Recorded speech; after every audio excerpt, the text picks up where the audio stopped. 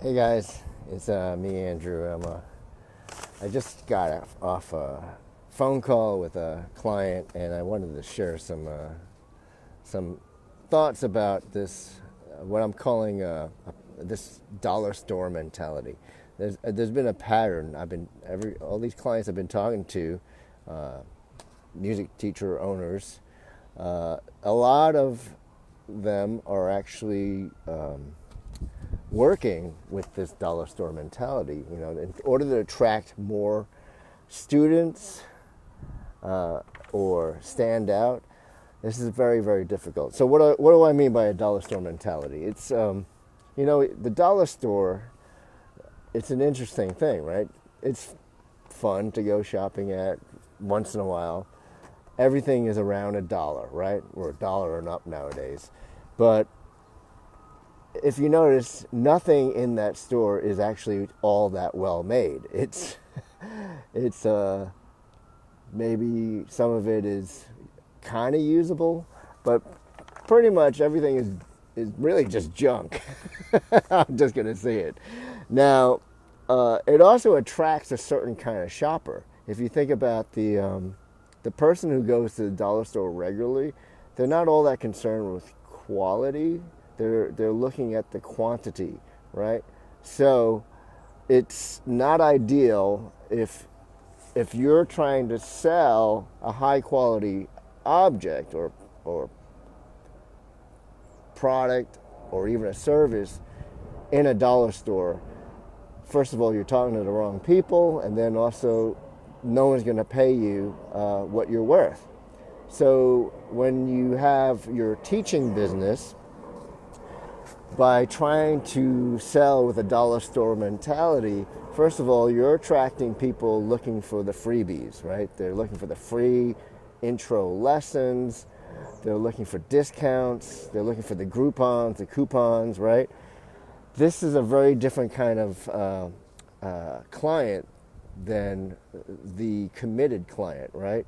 So it's actually attracting freeloaders. Free is going to get freeloaders. So what does that cost you? It costs you a lot of time and effort, because it takes the same amount of time to teach freeloaders than it does to teach you someone paying you top dollar, and your energy, right? And then of course you're making a lot less money. So think about it as how does the Apple store attract people? Or Tiffany's, the jewelry store, or the Ritz-Carlton Hotel.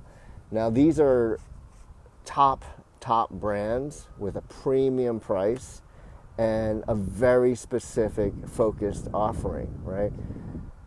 In fact, Apple is is always cited in business cases for being one of the few corporations that have the least amount of products.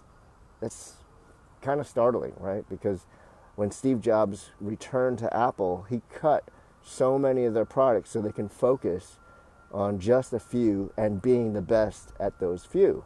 And as you know, Apple's not hurting too badly, right?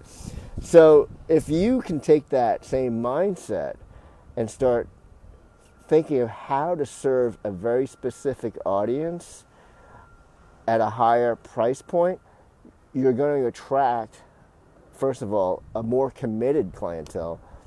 They're going to have, if you're teaching kids of these committed clients, they're going to be much more interested in making sure this actually works. They're going to actually say, hey, we got to get some practice time going, right? Of course, how you teach and your curriculum also will affect this. But by attracting the right people in the first place, not the dollar store crowd, it's going to be so much easier for everybody. You know what? I was just explaining to my client that marketing is like gathering the people that you could possibly work with, right?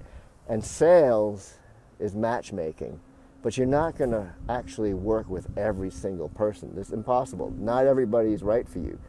So I would love it for you to start thinking about how to attract the right clientele for you, and then have some conversations going. Now you need to create a system to consistently have these conversations, and that is a much bigger topic, and that's where I've been actually helping a lot of my clients on building these marketing funnels, and then having them have more conversations in an authentic way.